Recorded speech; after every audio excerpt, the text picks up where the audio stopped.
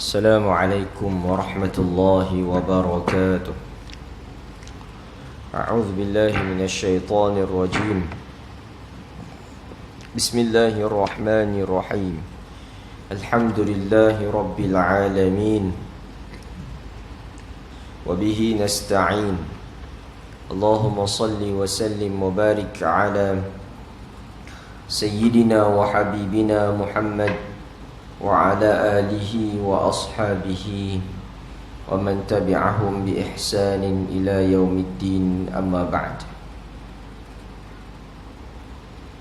Dimuliakan Fadilatul Imam Tun Bilal, pengurusi seluruh jawatan kuasa, hadirin hadirat yang dimuliakan Allah Ta'ala.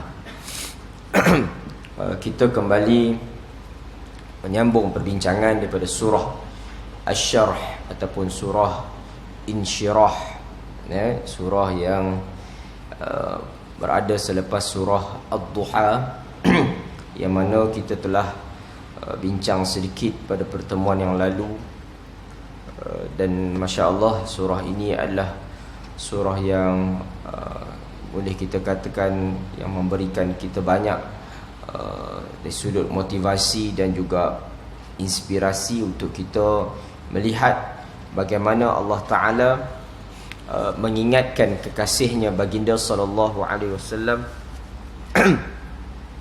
yang kita tahu Nabi ini adalah berlatar belakangkan, maknanya kehidupan Nabi itu tidaklah kita kata sebagai seorang yang berkedudukan, namun apa yang dilalui oleh baginda sallallahu alaihi wasallam adalah satu, walaupun keturunan Nabi itu adalah keturunan yang dihormati, keturunan Abu Talib itu, tetapi dari segi kita katakan suasana cara Nabi membesar itu tidaklah menunjukkan Nabi itu begitu ada kata apa kedudukan ataupun begitu disanjungi oleh orang-orang Quraisy khususnya.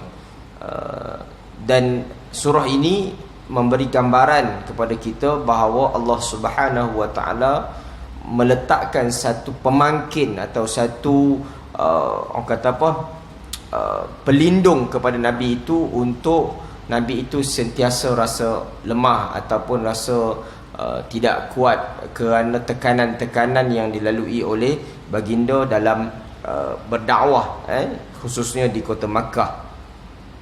Dan Masya Allah sekarang adalah musim banyak surah masjid cerita tentang Isra' dan Mi'raj. Dan kita tahu Isra' dan Mi'raj juga latar kepada peristiwa itu adalah kerana tekanan dan juga cabaran yang dilalui oleh Nabi SAW. Kerana itu Isra' Mi'raj itu disebut sebagai tasliyatan lin Nabi. Apa maksudnya? Satu tasliyah ni macam benda yang menggembirakan Nabi, yang menyeronokkan Nabi, yang bagi Nabi termotivasi, kerana beberapa tahun sebelum peristiwa Isra' Mi'raj itu adalah fasa-fasa yang getir Nabi di Mekah. Kita tahu sehingga ada tahun yang diberi gelaran tahun Amul Huzni, tahun kesedihan, tahun kedukecitaan, kerana ada dua orang yang amat penting dalam karier dakwah Nabi wafat, meninggal pada tahun yang sama, iaitulah Sayyidatina Khadijah bintu Khuwailid, isteri kesayangan Nabi, dan juga bapa saudara Nabi Abu Talib. Kedua-dua insan ini amat memberi pengaruh ataupun kita kata memberi sokongan lah kepada baginda sallallahu alaihi wasallam. Namun Allah Ta'ala uji Nabi pada tahun yang sama, kedua-dua mereka itu diwafatkan oleh Allah Ta'ala. Dan lebih sedih, Abu Talib wafat tidak dalam keadaan beriman kepada Allah Subhanahu wa Ta'ala. Itu lebih amat mendukacitakan. Maka surah ini, hadirin yang dirahmati Allah Subhanahu wa Ta'ala, kita dah tengok beberapa ceritanya, dan kita sambung sikit lagi insya-Allah selesaikan untuk kita kerana surah ini walaupun cerita itu untuk Nabi, tapi sudah tentu i'tibarnya, pedomannya untuk kita sendiri, yang membaca Al-Quran ini untuk kita menjadikan ia sebagai sumber kekuatan dalam hidup kita.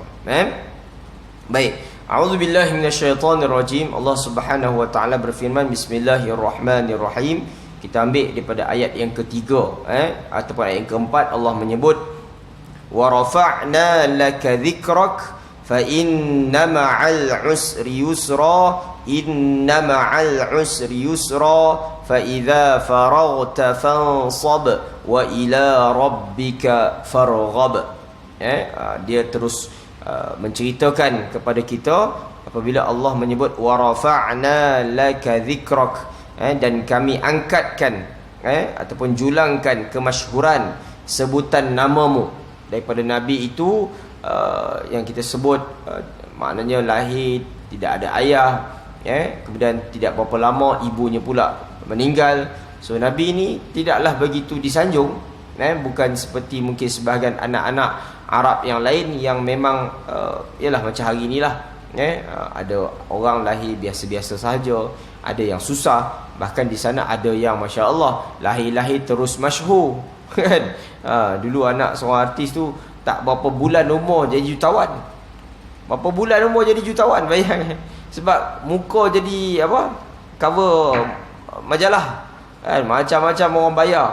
Kan ada artis tu kan. Tak kisahlah, tapi maknanya demikian realitinya, manusia daripada dulu begitulah. Maka Nabi SAW juga bukanlah satu orang yang terus diangkat pada awalnya, walaupun adalah keistimewaan-keistimewaan tertentu dalam beberapa riwayat. Cuma juga riwayat-riwayat tertentu yang cerita kelebihan Nabi waktu kecil itu masih ada pertikaian juga di kalangan ulama-ulama hadis sebenarnya. Antara kalau kisah Nabi lahir makhtun tu lahir dah dikhitankan, itu tidak sepakat juga ulama. Apakah memang betul Nabi itu dikhitan atau maksudnya dah siap-siap khitan ataupun belum, kan? Tak apalah, cuma nak sebut bahawa surah ini memberi satu orang kata apa, momentum kepada Nabi SAW untuk terus kuat, terus tabah, terus meletakkan baginda itu adalah insan yang sangat-sangat special di sisi Allah Subhanahu wa taala.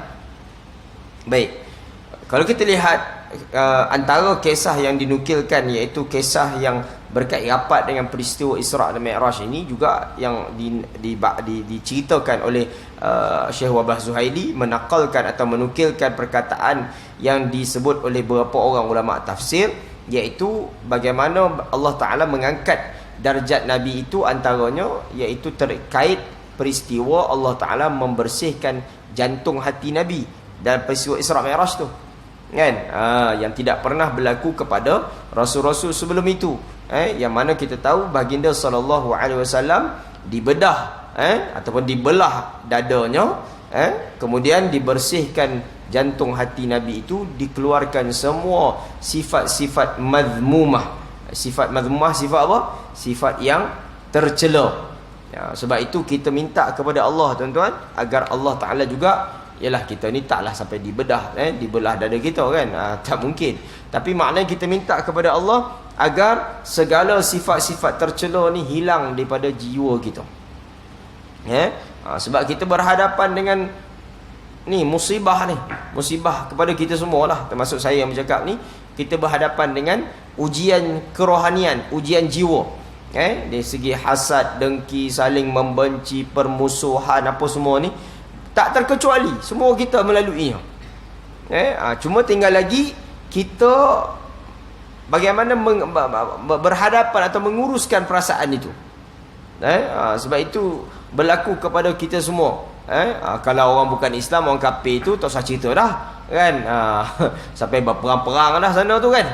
Itu dah tak payah nak bincang, sebab yang inginkan permusuhan, persengketaan, perpecahan ni tak lain tak bukan syaitan. Jadi kalau yang umat bukan Islam saling berpecah, saling berperang, saling bermusuhan, itu tak jadi isu. Walaupun panjanglah kalau kita nak baca kronologi, adalah sejarah dia tetap ada kan, tapi itu tak jadi isu sangat apabila saling antara golongan kufar itu saling bermusuhan. Tapi yang menjadi kedukecitaan, polemik, satu kebimbangan ini sesama umat Islam saling tidak bersatu hati. Ini masalah besar. Kan? Ini memang kalau orang Islam tak fikir, tak anggap ini satu isu besar, malang tuan-tuan. Malang sebenarnya. Kalau orang tak, alah ustaz nak buat macam mana ustaz, daripada dulu macam tu. Itu minda tak sihat sebenarnya. Betul lah, tak kisahlah daripada bila pun. Tapi perjuangan Nabi SAW, kalau kita lihat dalam sirah Nabi, apa perjuangan Nabi? Yang paling besar, menyatukan umat Islam. Tengok Nabi sampai di Madinah, menyatukan Aus dan Khazraj. Tidak ada kabilah-kabilah ni. Walaupun taklah menolak juga Islam ni di sudut nilai bangsa tu. Kan? Kita di Malaysia ni ramai orang bukan Melayu tetap agama Islam. Kan? Taklah kita katakan meluputkan nilai Melayu tu. Tapi Islam mesti duduk atas sekali. Sebab itu kita menyeru kepada kesatuan ummah, kita menyeru kepada perpaduan dan seumpamanya. Sebab tu kalau perpaduan dialunkan, dislogankan dengan semangat apa? Politik, saya pribadi tak apa setuju lah. Bukan tak setuju tu secara total, tapi kita tahu politik ni ada kepentingan. Betul tak kan? Setuju tak? Politik ni ada kepentingan.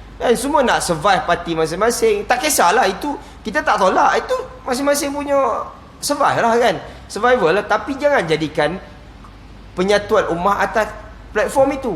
Akhirnya tak tahulah, ini saya punya pandangan lah kan. Mungkin tak betul kan. Tapi saya nampak macam tu, dan realitinya tak ada terbukti.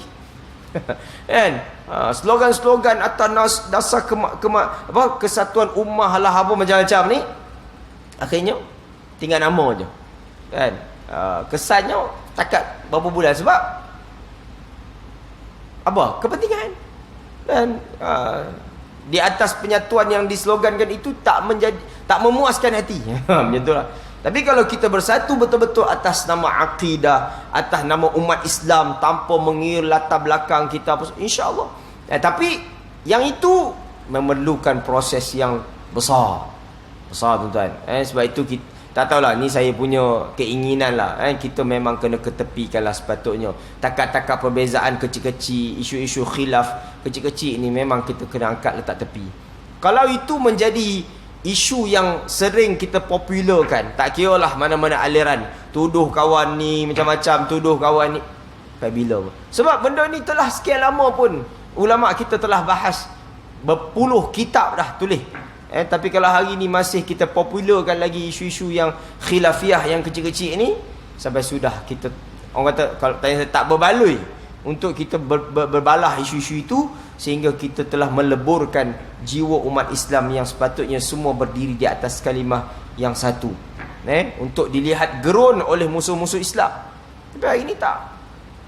Ini yang kadang-kadang tak tahulah, kita duka cita. Sebab itu saya suka tengok kupasan antara ulama-ulama, Dr. Ubaz Zuhaili antaranya pengarang kitab ni, Dr. Suqadhi, ulama-ulama besar ni, mereka melihat dengan dimensi yang begitu luas. Mereka tak nak lihat sangat perbalahan kecil-kecil ni. Sebab itu semua merugikan umat Islam. Kita hari-hari sebut ihdinas siratal mustaqim, kita baca hari-hari. Bukan kita je baca, satu dunia umat Islam baca. Malaikat yang tak baca hak tu memang tak nak bersatulah.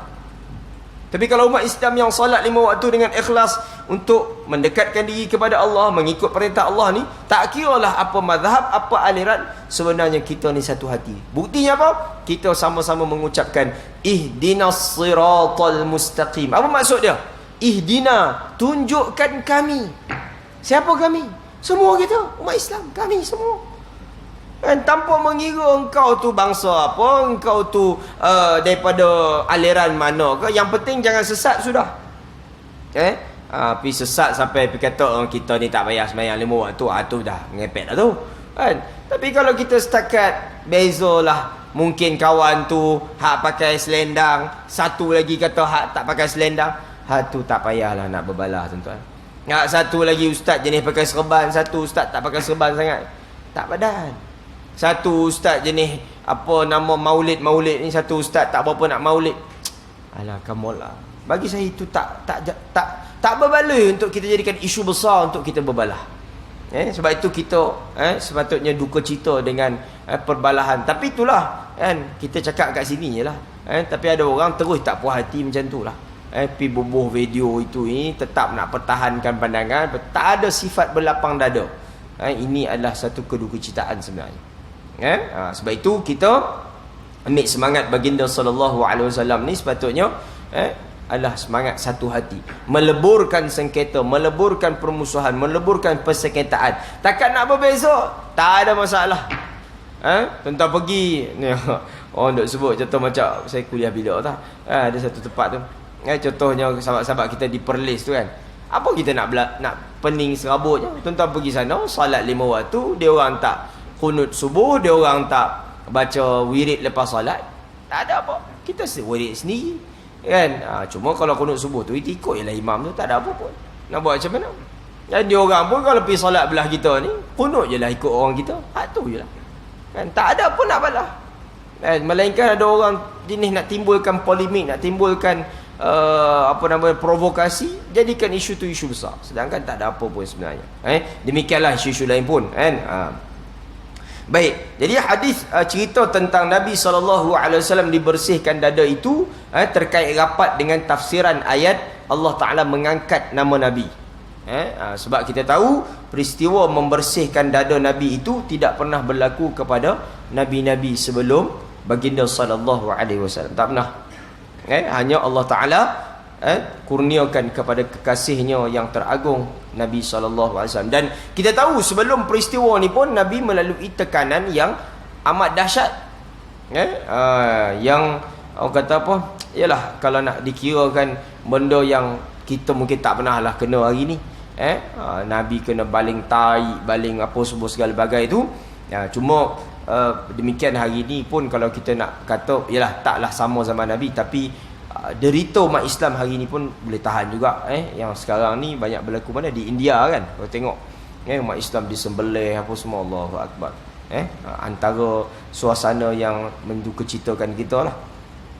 Baik, antara hadis yang disebut tadi tu cerita diriwayatkan daripada Anas bin Malik radhiyallahu anhu, daripada Sa'sa'ah, seorang pemimpin daripada satu kaum ni, cerita bagaimana dia kata, fa baina ana 'indal baiti wa bainan naimi wal yaqdhan id sami'tu qailan yaqulu ahadu thalathah bainar rajulain fa ataitu bi tastin min dhahab fiha ma zamzam fasharaha sadri ila kadha wa kadha. قال قتاده قلت ما يعني؟ قال إلى أسفل بطني. قال فاستخرج قلبي فغسل قلبي بماء زمزم ثم أعيد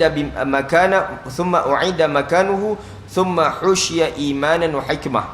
Ni kisah bagaimana Sa'sa'ah ni tanya kepada Nabi SAW tentang peristiwa yang telah berlaku kepada Nabi waktu Nabi kecil dulu. Nabi kata, dulu aku pernah terbaring dekat padang pasir. Lalu aku didatangi oleh 2 orang lelaki yang aku tak pernah tengok dua orang tu, dan rupa bentuknya pun, badannya pun aku tak pernah jumpa macam tu. Mungkin besar ke, tinggi ke, wallahu alam. Lalu Nabi kata, fa ataitu bi tastin min dhahab. Lalu Nabi didatangi dengan satu bekas air yang mana dalamnya ada ma'u zamzam. Fasyaraha sadri, maka diterangkan dadaku, ila kadza wa kadza, maknanya dibersihkan dadaku, jantung hatiku. Qala Qatadah, lalu riwayat sambungannya menceritakan, ditanya kepada Nabi, ma ya'ni, bagaimana berlaku Rasulullah? Qala ila asfali batni, maknanya dada Nabi itu dibedah sampai ke perut Nabi SAW. Qala fastakhraja qalbi, maka dikeluarkan jantung hatiku. Faghusila qalbi mimma izazam, maka dibersihkan jantung hati. Saya sebut jantung hati tu sebab kita sebut sebenarnya hati tu, hati yang kita sebut tu bukan yang sebenarnya jantung kan. Hati tu lain. Hati tu kalau dalam bahasa Arab bukan qalbun, kita terjemah qalbun kan. Ya Allah, Tuhan yang membolak-balikkan hati, jantung kan. Hati tu Arab sebut kabidun tu hati kan. Dia beza, kalau jantung lain hati lain. Qalbun tu sebab tu Arab sebut maradul qalb, sakit jantung. Sakit jantung tu sakit jantung lah kan. Qalb, jantung kan. Jadi yang kita terjemah lebih nampak dekat sikit dengan kefahaman kita, jantung hati lah kan, jantung kan. Jadi dibersihkan jantung Nabi tu dengan air zam-zam, kemudian diletakkan balik, kemudian diletak balik kedudukan jantung Nabi, dan dimasukkan ataupun dibuang segala perkara yang mazmumah, diganti dengan iman dan hikmah. Iman dan hikmah itu adalah keimanan dan hikmah kebijaksanaan. Dan riwayat lain menyebut bahawa dia ada dua peristiwa yang berlaku kat Nabi yang macam ni. Sebagai ulama kata bukan sekali, berkali-kali. Satu kata masa Nabi kecil pun ada. Satu lagi sebelum Isra' dan Mi'raj.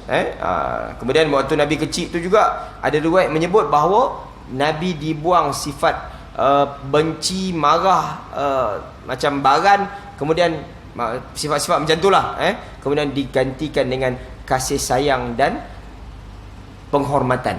Jadi Nabi kata, aku balik bertemu orang kampung aku sangat sayang kat kawan-kawan aku, dan aku sangat menghormati orang tua. Jadi sebab itu Nabi, dalam Quran Allah kata apa? Wa ma arsalnaka illa rahmatan lil alamin. Nabi itu kami utuskan rahmah. Rahmah ni sifat penyayang yang amat-amat sangat. Sebab tu walaupun Nabi itu ada saat Nabi pergi perang, tapi tak diketemui Nabi itu membunuh orang. Hanya sekali sahaja, siapa nama Muhammad tu, Nabi baling tombak tu, tu pun dia mati bukan saat waktu dia perang tu, mati lambat sikit, dia kena tombak dengan Nabi kot, tapi itulah satu-satunya jasad yang terbunuh di tangan Nabi SAW.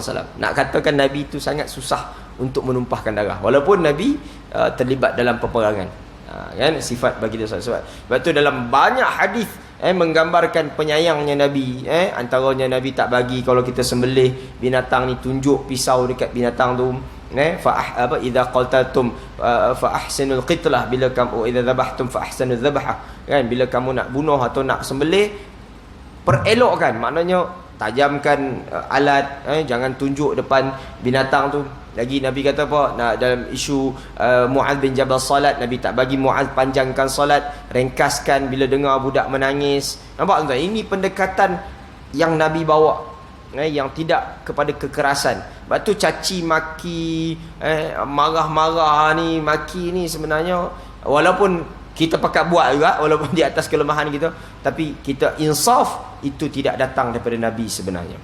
Tak kira lah kalau orang kata. Sebab tu walaupun Nabi, kalau dalam pendidikan budak kecil kan, Nabi izinkan untuk kita pukul anak-anak supaya umur 10 tahun tu boleh, Nabi kata siapa tak, anak-anak tak solat tu kita boleh pukul. Tapi ada tak riwayat Nabi pukul budak? Walaupun Nabi bagi, tapi Nabi tak pernah pukul budak. Nak gambarkan penyayangnya Nabi SAW kan.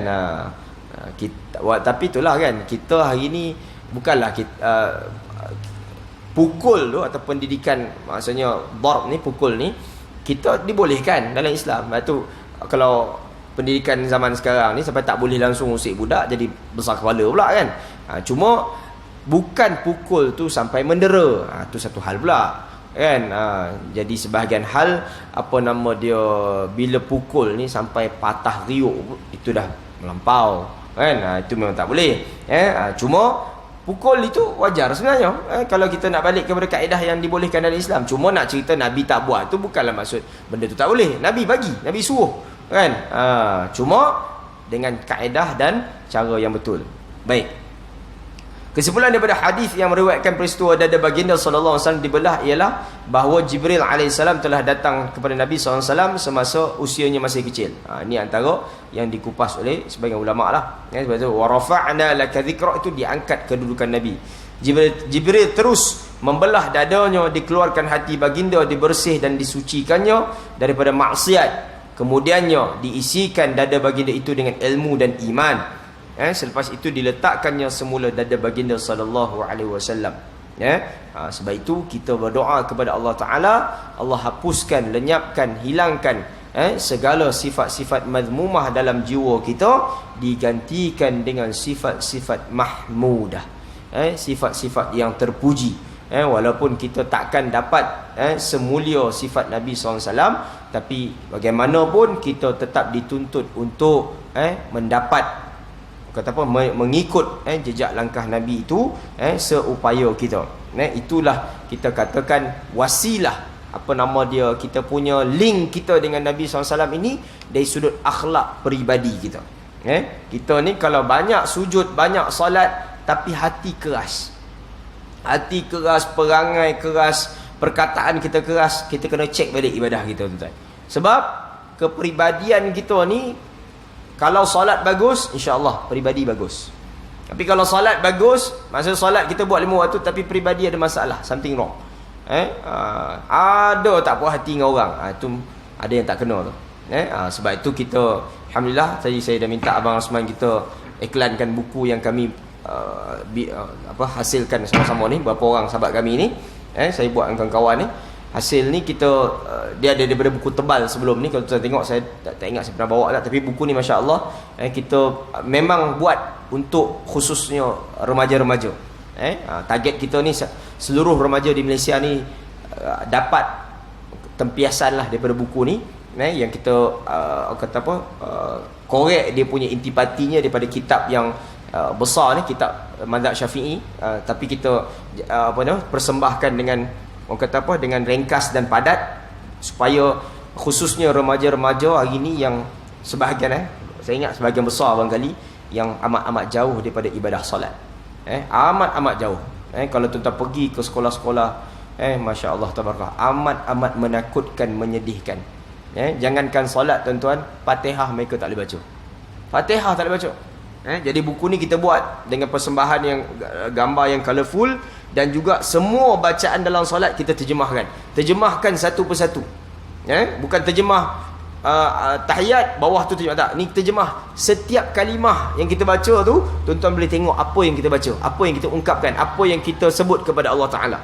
So ini masya-Allah, kita saya tak tahu kalau ada yang lain di pasaran, tapi ini yang kita rasakan pendekatan terbaik untuk bantu masyarakat. Tengok balik semua bacaan-bacaan dalam solat. Tuan-tuan, 20, 30, 40 tahun, 50 tahun kita solat, tahiyat kita tak tahu apa kita baca. Kita bacalah tahiyatul mubarak, tapi kita tak tahu kita persembahkan apa kepada Allah Taala. Itu kalau refer kepada Muniyatul Musalli, seperti yang disebut oleh Imam Al-Ghazali, yang diambil perkataan itu oleh Syekh Daud Fatani. Kita kalau solat macam tu, kita persembahkan kepada Allah satu hadiah yang na'udzubillah lah, tapi perkataan Imam Ghazali dia bayangkan kita macam menghina Allah. Gerah tu, tapi saya tengok perkataan tu mengerikan lah. Sebab kita solat, tapi kita tak tahu apa kita buat kepada Allah Ta'ala. Macam orang bagi hadiah kepada raja, dia kata bagi hadiah, tapi hadiah tu tak bernilai, sebab kita tak tahu apa kita bagi. Patut kita bagi ni satu benda yang kita sendiri, kalau orang lah, kita beli, cari yang paling special, cari yang very, orang kata apa, yang value dia bagus, baru kita bagi orang tu kan, kalau kita nak bagilah. Tapi pada Allah Ta'ala kita, yalah, kita di atas kelemahan kita. Tapi tak apalah, itu kerana kelemahan kita, kita insafi bersama. Apa yang kita lihat ke depan, kita nak perbaiki diri. Itu yang paling penting. Yang sejarah ni, benda lepas ni dah tak boleh buat apa dah. Kita baiki diri, kita insaf di atas kelemahan. Bukan tuan-tuan, saya sendiri pun dulu macam tu lah. Bukan saya pandai terus, tak ada pun. Tapi alhamdulillah Allah bagi ruang, bagi kesempatan, kita ulang kaji, duduk dengan ustaz-ustaz asatidzah ni, sebahagian ni ulang kaji balik, tengok masalah ni solat kita ni. Kita solat 10, kita ustaz ni pun tak tahu pun bacaan solat kita kadang-kadang. Tapi atas orang kata apa, yalah, kesedaran sikit ni, kita usaha sikit sama-sama, kita cuba terjemahkan. Dan kita, alhamdulillah, buku ni baru seminggu lebih je kita keluar, lebih kurang 5,000 cetakan, dan tuan-tuan doa lah dapat kita sebar luaskan ke seluruh Malaysia. Kita cuba usaha di peringkat kita dulu, ada rezeki kita nak gunalah kawan-kawan kita yang ada, orang kata apa, channel yang lebih luas di peringkat atas sana. Tapi tak apalah, peringkat awal ni kita guna surau masjid dulu. InsyaAllah plan kita nak gempur Lembah Kelang ni dulu, kita nak cuba bawa masuk kalau boleh kita nak terang di surau masjid hari Jumaat, sebenarnya plan kita. Tapi ya, Selangor pun 3 dos apa semua ni, tak apalah kan, kita jalan pelan-pelan. Tapi itu plan kita. Kalau boleh semua masjid Selangor, masjid surau KL Selangor ni yang ada Jumaat khususnya, cakna tentang remaja-remaja dia, kita nak share tentang intipati buku ni. Tuan-tuan bayangkan, kita buat ni daripada wuduk, tuan-tuan. Wuduk ni, bayangkan tuan-tuan tengok kalau orang ambil wuduk, ambil wuduk ni, basuh tangan ni, Basuh, bawah tak kena. Tuan-tuan rasa solat dia macam mana? Ni depan mata kita, tuan-tuan boleh tengok. Ambil 20-30 orang ambil uduk, tuan-tuan. Perhati orang ambil uduk. Kalau uduk saja sudah bermasalah, solat dia macam mana? So kalau solat dia macam tu, tuan-tuan rasa hidup dia macam mana? Sebab tu kita cerita tadi, hati masalah, busuk hati. Padahal solat, tapi kesan tu tak tembus. Na'udzubillah min zalik. Ni bukan cakap-cakap kosong, tuan-tuan boleh tengok sini. Saya banyak kali tengok orang beruduk depan saja. Bukan nak tunjuk bagus pun, saja nak perhati perangai orang kita ambil uduk ni. Tengok kan. Tapi nak tegur direct sangat kan marah, kecil hati kan. Orang kita kan macam tu kan. Tapi kalau saya tengok orang tu okey, saya tegur juga kan. Tapi betul, sedih kan. Ambil uduk tak betul. Itu tak kira lagi cara istinja apa semua, tak wallahu alam lah kan. Itu tak nampak. Ini depan mata sebab benda tu boleh nampak kan. Jadi kalau kat situ bermasalah, lalu bagaimana solat yang dipersembahkan kepada Allah Ta'ala. Jadi ini adalah buah tangan yang sekadarnya kita cuba usahakan untuk kita bantu, khususnya remaja-remaja. Tapi buku ni untuk dewasa sikit pun tidak akan merugikan tuan-tuan, amat-amat membantu. Tuan-tuan boleh tengok satu persatu gambar-gambar macam mana solat yang betul kita boleh buat. Tangan kita macam mana waktu angkat tangan, time takbir, time kita rukuk, sujud, semua very clear. Bukan kartun, gambar betul. Kita tunjuk satu-satu. InsyaAllah amat membantu untuk kita perbaiki solat kita sikit demi sikit. So buku ni saya ada bawa sikit kat luar sana, boleh dapatkan. Kalau tuan-tuan tak bawa duit, saya ada nombor akaun, boleh transfer. Tapi harga dekat belakang ni RM25.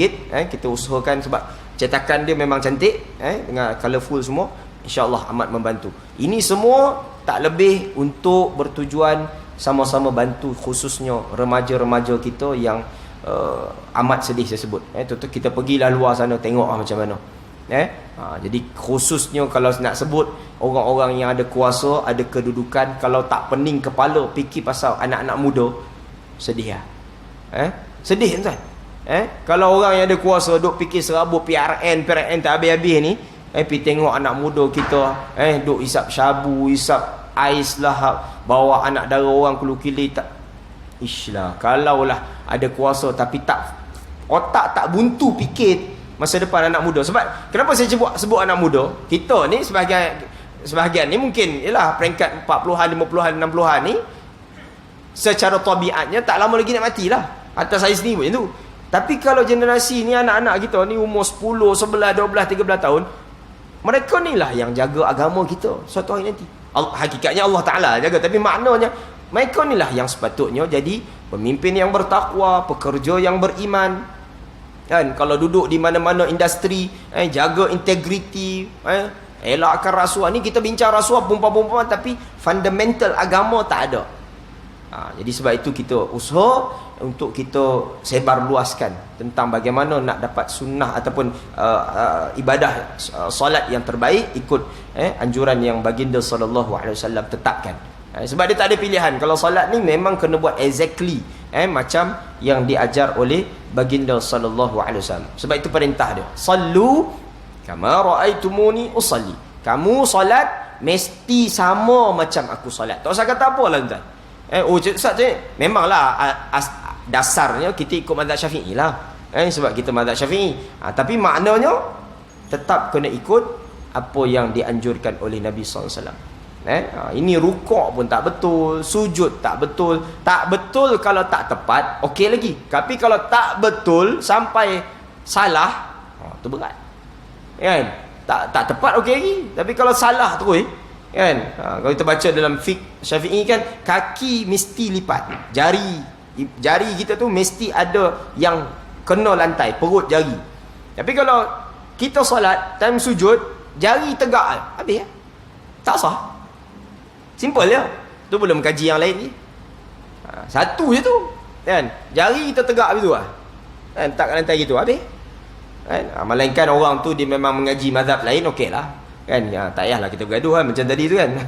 Tak perlu kita berbalah. Tapi tak mengaji, ikut-ikut je, asalkan buat, tu masalah.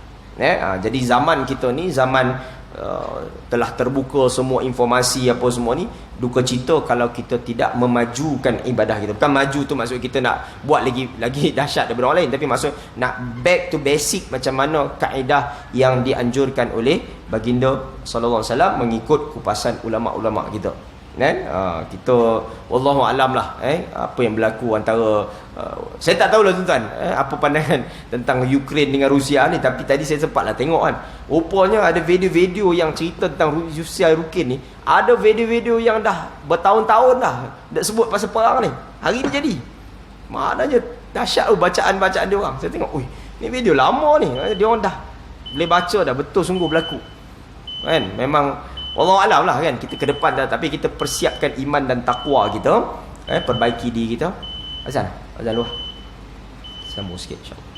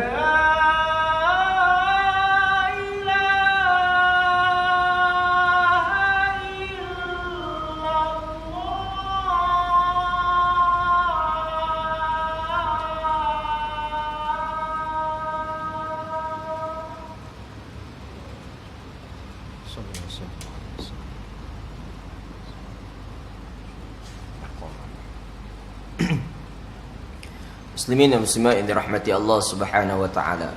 Jadi peristiwa-peristiwa yang sedang berlaku di seluruh dunia, termasuk kalau di negara kita ni musibah banjir ni pula kan. Habis lah Pantai Timur kan? Masih lagi banjir tak? Allahu akbar. pun tak diduga kan. Tak diduga. Patut habis dah. Datang balik bah. Tengok tadi tu tasik kenyai, tengok tasik kenyai. Jadi apa? Kan ikan hidup je. Allahu akbar. Tak tahulah kan. Tapi sebab tu kata-kata ujian Allah kena pada satu tempat tu bukan untuk orang tu je, untuk kita semua. Sama ada di sudut sensitif kita melihat ujian Allah Ta'ala itu untuk kita bantu mereka, itu satu. Yang kedua, untuk kita baiki diri kita. Baik kita macam tu je, tak ada rasa, tak ada sensitif, tak ada rasa bimbang. Baru ni gempa bumi, sini kena. Kan? Takkan kita nak tunggu na'udzubillah betul-betul kena di tempat kita. Jadi benda-benda ini yang perlu kita checklist balik diri kita. Kan? Perbaiki diri kita, keluarga kita. Tuan-tuan, ini kita sudah berada di fasa yang kritikal. Walaupun taklah kita kata minggu depan nak kiamat, wallahu alam, itu ilmunya hanya di sisi Allah Ta'ala. Tapi dengan apa yang sedang berlaku ini, sepatutnya amat-amat memberi peringatan kepada kita semua. Sebab itu kenalah pada ayat yang terakhir ini yang kita boleh tengok bagaimana Allah sebut apa dia, fa inna ma'al usri yusra, inna ma'al usri yusra. Jelas pada setiap kepayahan itu confirm, kalau kita lihat pada ayat ni pasti akan datang kesenangan. Tapi bila? Wallahu a'lam. Wallahu a'lam. Tak dapat kita nak bagi satu clue ataupun satu petunjuk yang bila nak datang tu Allah Ta'ala sahaja yang tahu. Tapi pasti datang, confirm, sebab dia yang sebut. Tapi Allah Ta'ala susuli dengan peringatan apa dia selepas itu, fa idza faragta fansab wa ila rabbika farghab. Ni betul-betul sedang kita lalui, iaitu bila kita sedang lalai, leka, habis dah apa semua kebimbangan, cepat-cepat balik kepada Allah, cepat-cepat rebut peluang untuk baiki diri. Mentang-mentang Covid banyak pun kita boleh relax, tak ada fikir apa, SOP pun kuluk tak ada apa sangat dah. Menyebabkan hari ni mulalah entertainment balik rancak. Tak lama lagi Persepadaran Negara mula buka balik apa semua. Tak apalah, itu untuk kehidupan, untuk meneruskan kerancakan ekonomi dan sebagainya, itu tak ada masalah. Tapi tetap balik kepada nilai diri kita. Apakah kita telah mentakkan diri kita ni benar-benar beringat di atas pesanan-pesanan Allah Ta'ala. Itu pada kita balik. Kalau tak ada beza, sama je macam sebelum Covid apa semua. Satu demi satu bala datang. Apakah kita memang sengaja sebenarnya ingin melihat kemusnahan itu berlaku pada diri kita? Itu soalan dia. Jadi saya ingatkan diri saya khususnya sebenarnya, dan kita semua untuk sama-sama kita renung semua ayat-ayat Al-Quran. Tak kiralah surah apa yang kita baca, tuan-tuan, hari-hari kita tadabbur, kita tengok, kita insafi bersama, perbaiki diri kita, keluarga kita, anak-anak zuriat kita, pasangan hidup kita, insya-Allah. Itu adalah kita katakan ruh kita, jiwa kita dengan agama kita, untuk kita bawa balik di hadapan Allah Ta'ala. Kalau kita tak rasa benda ini semua adalah peringatan daripada Allah Ta'ala, wal'iyadzubillah, tentunya kita sedang berada dalam kita kata kerugian dan juga tipu daya yang sedang memakan diri kita.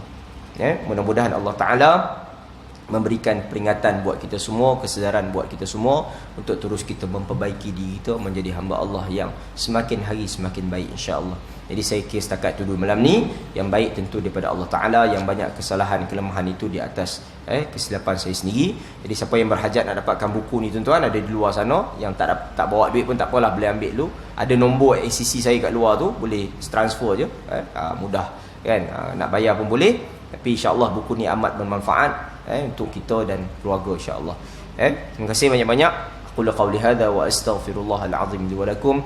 Bismillahirrahmanirrahim. Alhamdulillahirabbil alamin. Wa sallallahu ala sayyidina wa habibina Muhammadin wa ala alihi wa sahbihi ajma'in. Allahumma arinal haqqa haqqan warzuqna ittiba'ah wa arinal batila batila warzuqna ijtinabah. Allahumma ati nufusana taqwaha wa zakkiha anta khairu man zakkaha anta waliyuha wa maulaha. Rabbana 'alaika tawakkalna wa ilaika anabna wa ilaikal masir. Rabbana atina fid dunya hasanah wa fil akhirati hasanatan wa qina qina adzabannar. Walhamdulillahi rabbil alamin. Taqabbalallahu minna minkum. Terima kasih banyak-banyak. Mohon maaf banyak-banyak. Wassalamualaikum warahmatullahi wabarakatuh.